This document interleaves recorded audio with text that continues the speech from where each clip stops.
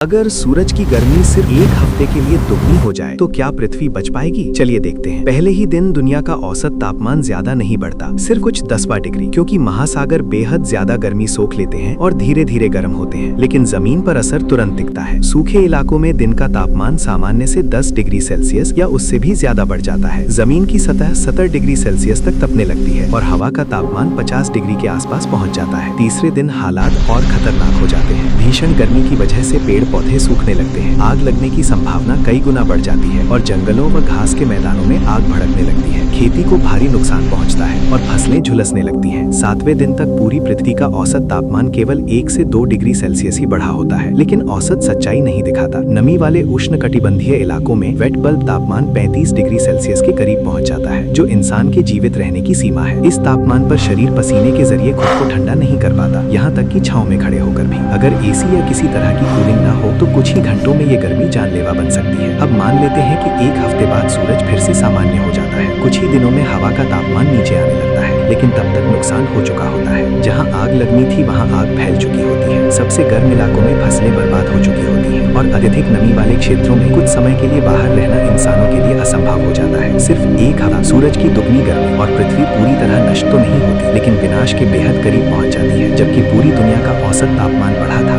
सिर्फ 1 से 2 degree Celsius.